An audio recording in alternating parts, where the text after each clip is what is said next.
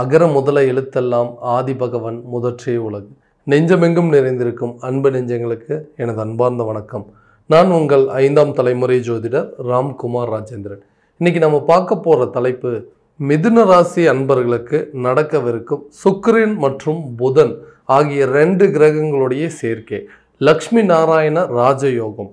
இந்த ராஜயோகமானது 7ஆம் தேதி முதல் 31ஆம் தேதி வரை, அதாவது இந்த ஜூலை மாதத்தில் நடைபெறவிருக்கு. சுக்கிரன் நவகிரகங்களின் இளவரசர். அதே போல ஒருவருடைய ஆடம்பரம், செல்வாக்கு, சொகுசு, காதல் மற்றும் தாம்பத்தியமாக அனைத்து உறவுகளையும் கொடுக்கக்கூடியவர் இந்த சுக்கிர பகவான். புதன் புத்திகாரகன், வித்தைக்காரகன், வித்யாகாரகன் என்று அழைக்கக்கூடிய புதன் பகவான் ஒருவருடைய கல்வி, அறிவு, திறன், சிந்தனை, புத்தி கூர்மை ஆகிய அனைத்து அமைப்புகளையும் கொடுக்கக்கூடியவர். இந்த புதன் ஆட்சி மற்றும் உச்சத்தில் இருக்கும் பொழுதுங்க கணிதம் சம்பந்தப்பட்ட துறையில சிறந்து விளங்கக்கூடிய ஒரு அமைப்பை கொடுக்கக்கூடிய யோகம் இந்த புதன் பகவான். ஸோ இந்த 2 கிரகங்களுடைய சேர்க்கை உங்களுடைய ராசிக்கு 2ஆம் இடமான கடக ராசியில் நடைபெறவிருக்குங்க. ஸோ இந்த லக்ஷ்மி நாராயண ராஜயோகம் மிதுன ராசி என்பவர்களுக்கு எந்த விதமான அற்புதங்கள் மற்றும் சிறப்புகள் கொடுக்க போகுது அப்படிங்கிறதையும் தெளிவாகவும் துல்லியமாகவும் இந்த காணொலியில் பார்க்கலாங்க. நம்ம சேனலை ஃபர்ஸ்ட் டைம் பார்க்குறவங்க தான் சப்ஸ்கிரைப் பண்ணிக்கோங்க, பெல் பட்டனை கிளிக் பண்ணி ஆல் அப்படிங்கிற ஆப்ஷன் கொடுத்துக்கோங்க. ஸோ சுயநலம் இல்லாத வாழ்க்கையை பொதுநலமாக கொண்டு வாழக்கூடிய மிதுன ராசி அன்பர்கள் எந்த விஷயத்தையும் வாழ்க்கையில் ரொம்பவும் பொறுமையாக நிதானத்தோடு செயல்படுத்தக்கூடிய நபர்கள். எந்த காரியத்தையுமே ரொம்ப அவசரமாக செய்ய மாட்டாங்க. ஸோ நிறுத்தி நிதானமாக பொறுமையாக யோசித்து செயல்படக்கூடிய நபர்கள். யாருக்குமே வாழ்க்கையில் கெடுதல் அப்படிங்கிறதே ஒன்று பண்ணக்கூடாதுங்க. ஸோ மற்றவர்களுக்கு கெடுதல் பண்ணி தான் வாழ்க்கையை வாழணும் அப்படிங்கிற ஒரு எந்த எண்ணத்தையும் கொண்டு செயல்படாத ஒரு நபர்கள் அப்படின்னே சொல்லலாங்க. ஸோ எல்லாருக்குமே, அதாவது தன்னுடைய வாழ்க்கையில் மற்றவங்களுக்கு எந்த ஒரு விஷயத்தை பண்ணாலும் அது 100% நல்ல ஒரு சக்ஸஸ் ஆகுதுங்க. ஆனால் தனக்குன்னு ஒரு விஷயத்தை பண்ணிக்கிட்டோம் அப்படின்னா அது எல்லா விதத்துலேயுமே ஃபெயிலியராகவே போயிட்டுருக்கு. எதனால் இந்த ஒரு நிலை? ஏன் அடுத்தவங்களுக்கு பண்ணால் உதவி சக்ஸஸ் ஆகுது, நமக்கு பண்ணால் ஃபெயிலியர் ஆகுது? ஸோ எல்லாருக்குமே ஓடி ஓடி போய் உதவி செஞ்சோம், நமக்கு ஒரு உதவி அப்படின்னு சொல்லி கேட்டால் உதவி பண்ணுறதுக்கு ஆள் யாருமே இல்லை. யாருக்குமே கெடுதல் செய்யக்கூடாதுன்னு தாங்க நினைக்கிறோம். ஆனால் நமக்குன்னு மட்டும் ஏதாவது ஒரு உதவின்னு கேட்டாலும் சரி, நமக்கு ஏதாவது ஒரு நல்லது நினைக்கணும் அப்படின்னு யாராவது ஒரு உதவி கேட்டாலும் சரி, அதை செய்யக்கூடிய நபர்கள் அப்படிங்கிறது இந்த காலகட்டங்கள் நம்மளுக்கு இல்லவே இல்லை. அடுத்தவங்களுக்காக கடனை வாங்கி கொடுத்தோம், கடைசியில் அந்த கடனுக்கு தேவையில்லாத நான் வட்டி கட்டக்கூடிய நிலை அப்படிங்கிறது ஒன்று உருவாகிட்டு இருக்கு.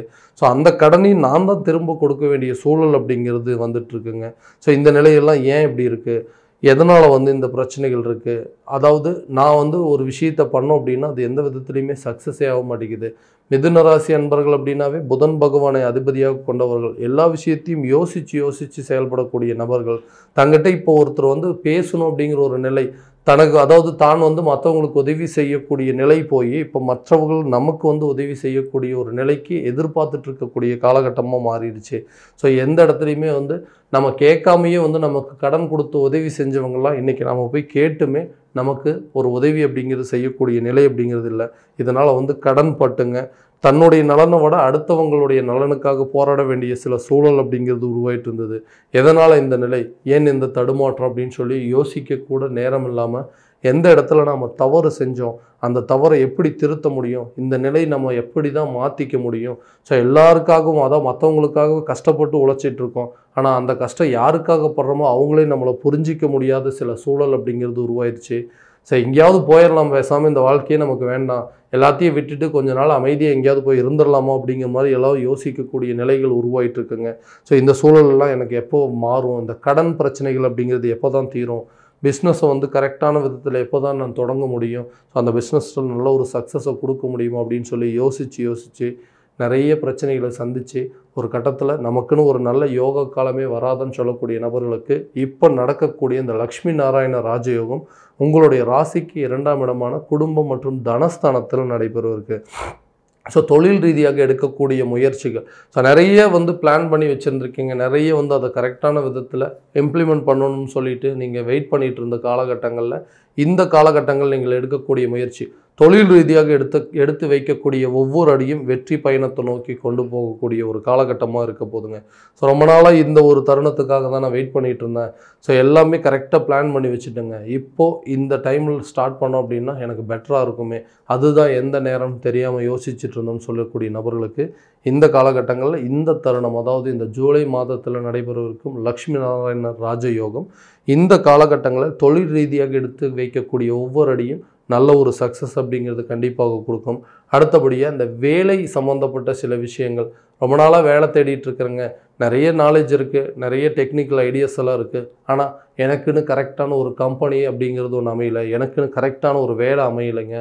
ஸோ நிறைய இன்டர்வியூஸ் அட்டன் பண்ணிகிட்ருக்கேன், எதுலேயுமே வந்து சரியான ரிசல்ட் வரவே இல்லை. வேலை செஞ்சிட்ருக்கிற இடத்துல என்னை விட நாலேஜ் கம்மியாக இருக்கிறவங்களாம் என்னை விட ஹையர் பொசிஷனுக்கு போயிட்டாங்க, ஆனால் என்னுடைய நிலை இன்னும் அதே நிலையில் தான் இருக்குது, அடுத்த லெவலுக்கு அப்படிங்கிறது போகவே முடியல. ஸோ திறமைக்கேற்ற பலன் இல்லைங்க, உழைப்புக்கேற்ற ஊதியம் இல்லை அப்படிங்கிற ஒரு சூழலில் தான் வாழ்ந்துட்டுருக்கிறேன். ஸோ பதவி உயர்வு அப்படிங்கிறது ஒன்று கிடைச்சாலும் பரவாயில்ல, சம்பள உயர்வு அப்படிங்கிறது ஒன்று இல்லாமையே காலத்துக்கு ரொம்ப காலமாக ஓடிட்டுருக்குங்க. ஸோ இந்த நிலையெல்லாம் மாறாதன்னு சொல்லக்கூடிய நபர்களுக்கு இந்த தருணத்தில் நல்ல ஒரு பலன் அப்படிங்கிறது, தன வரவு சம்மந்தப்பட்ட சில அனுகூலங்கள், அதாவது பதவி உயர்வுக்கு வெயிட் பண்ணிகிட்ருக்கவங்கள, ஒரு சம்பள உயர்வுக்கு வெயிட் பண்ணிகிட்டு இருக்கக்கூடிய நபர்களுக்கு இந்த காலகட்டங்களில் கண்டிப்பாக ஒரு ப்ரொமோஷன் மதித்து இன்க்ரிமெண்ட்டோடு கிடைக்கக்கூடிய சூழல் அப்படிங்கிறது உருவாகுங்க. உங்களுக்கு பிடித்தமான துறையில் நீங்கள் தேர்வு செய்யக்கூடிய சில ஜாப்ஸ் அப்படிங்கிறது கண்டிப்பாக உங்களுக்கு இந்த நேரத்தில் கிடைக்குங்க. வேலை இல்லாத நபர்களுக்கு புதிய வேலை வாய்ப்பிற்கு உண்டான ஒரு சாதகமான சூழல் அப்படிங்கிறது நிச்சயமாக உருவாகக்கூடிய காலகட்டமாக இருக்க போது இந்த லக்ஷ்மி நாராயண ராஜயோகம். அடுத்ததாக இந்த திருமணம் சார்ந்த சில யோகங்கள் இருக்கா? ஸோ குடும்ப அமைப்பில், குடும்பத்தில் வந்து எல்லாருக்கும் இது ஒரு பெரிய வேதனையாகவே இருக்குங்க.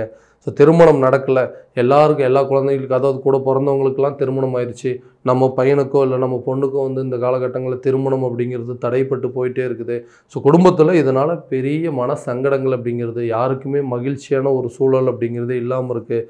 எப்போ தான் திருமணம் நடக்கும்? இந்த யோக காலகட்டங்களில் நல்ல ஒரு அமைப்பு இருக்காதா? குடும்ப உறுப்பினர்களில் கண்டிப்பாக ஒரு புதிய நபருடைய சேர்க்கை இருக்காதா அப்படின்னு சொல்லி யோசிச்சுட்டு இருக்கக்கூடிய நபர்களுக்கு இந்த காலகட்டங்களில் திருமணம் சார்ந்த முயற்சிகள் நல்ல ஒரு பலன் அப்படிங்கிறது கொடுக்குங்க.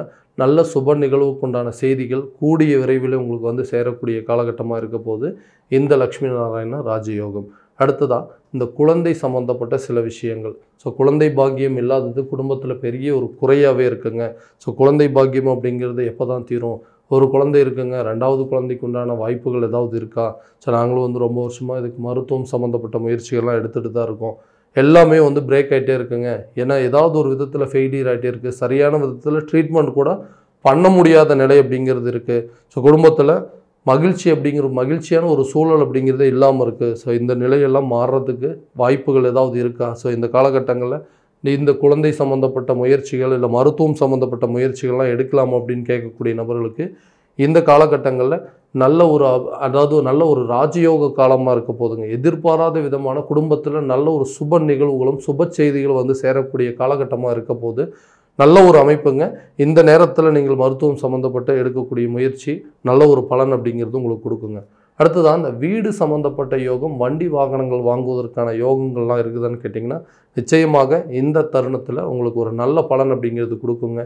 ஒரு புதுசாக ஒரு வீடு கட்டுறதுக்கோ இல்லை ஒரு வீட்டில் இருந்து இன்னொரு வீட்டுக்கு மாறக்கூடிய காலகட்டமும் இதுதான் ஒரு நல்ல கரெக்டான ஒரு சந்தர்ப்பங்க. வண்டி வாகனங்கள் வாங்குவதற்கான யோகமும், புதிய வண்டியோ இல்லை பழைய செகண்ட் ஹேண்டாக ஒரு வண்டி வெஹிக்கிள் ஏதாவது வாங்கணும் அப்படின்னு முயற்சி பண்ணிங்கன்னா கூட இந்த காலகட்டங்களில் உங்களுக்கு ஒரு நல்ல பலன் அப்படிங்கிறது கொடுக்குங்க. வாகனங்களை பழுது பார்க்கக்கூடிய ஒரு யோக காலமாக இருக்க போது, புதிய வண்டி வாகனங்களுக்கு உண்டான சேர்க்கைகள் நடைபெறக்கூடிய காலகட்டமாக இருக்க போதுங்க இந்த லக்ஷ்மி நாராயண ராஜயோகம்.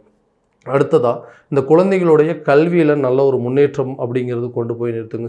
ஸோ குழந்தைகளுடைய கல்வி சார்ந்து எடுக்கக்கூடிய முயற்சிகளும் சரி, உயர்கல்வி சம்மந்தப்பட்ட யோகங்களும் இல்லை கல்வி சம்மந்தப்பட்ட வாய்ப்புகள் அப்படிங்கிறது உங்களுக்கு கிடைக்கும். ஸோ எழுதக்கூடிய எக்ஸாம்ஸில் நல்ல ஒரு ரிசல்ட் அப்படிங்கிறது கிடைக்குங்க. ஸோ குழந்தைகள் உங்களுடைய அதாவது எஜுகேஷன் முடிச்சுட்டு அவங்க புதுசாக ஜாபுக்கு போகிறதுக்கான ஒரு ஆப்பர்ச்சுனிட்டியாக இந்த லக்ஷ்மி நாராயண ராஜயோக காலகட்டங்களில் இருக்க போதுங்க.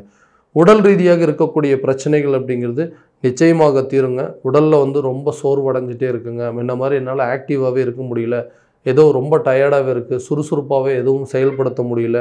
ஸோ இந்த வந்து உடல் ரீதியாக இருக்கக்கூடிய பிரச்சனைகள் அப்படிங்கிறது தீருமா? பழையபடி நான் மாற முடியாதா? ஸோ உடல் வந்து ரொம்ப ஹெல்த்தியாக வச்சுட்டு இருக்க முடியாதுங்களா? ஏன்னா முன்ன இருந்த சுறுசுறுப்புக்கு இப்போ இல்லை அப்படின்னு சொல்லக்கூடிய நபர்களுக்கு இந்த காலகட்டம் சுக்கிரன் மற்றும் புதன் ஆகிய 2 கிரகங்களுடைய சேர்க்கை இருக்கும் பொழுது உடல் ஆரோக்கியம் சம்மந்தப்பட்ட பிரச்சனைகள் அப்படிங்கிறது கண்டிப்பாக தீருங்க. அடுத்ததான் அந்த கடன் சம்மந்தப்பட்ட சில பிரச்சனைகள். ஸோ ரொம்ப நாளாக வந்து ஒருத்தர்கிட்ட கடன் கேட்டுட்டு இருக்கேங்க. நான் கொடுத்த பணம் வந்து ஒரு இடத்துல ஹோல்ட் ஆகி நிற்கிது. அந்த பணம் என் கைக்கு வராதா? நான் வாங்கின இடத்துல நான் கடனை திரும்ப செலுத்த முடியாதா அப்படின்னு சொல்லி யோசிச்சுட்டு இருக்கக்கூடிய நபர்களுக்கு தனம் சம்மந்தப்பட்ட சில தட்டுப்பாடுகள் அப்படிங்கிறது கண்டிப்பாக விலகுங்க. இந்த அதாவது லக்ஷ்மி நாராயண ராஜயோக காலகட்டங்களில் நீங்கள் பணத்துக்காக எதிர்பார்த்துட்டு இருந்த காலங்களில் கண்டிப்பாக உங்களுக்கு அந்த தனம் சம்மந்தப்பட்ட சில வரவுகள் அப்படிங்கிறது இருக்குங்க. உங்களுடைய கடனில் ஒரு பகுதியை அடைக்கக்கூடிய ஒரு நிலை அப்படிங்கிறது உருவாகக்கூடிய காலகட்டமாக இருக்க போதுங்க இந்த லக்ஷ்மி நாராயண ராஜயோகம். ஸோ கடன் இல்லாத ஒரு வாழ்க்கை அப்படிங்கிறது கண்டிப்பாக இருக்குங்க.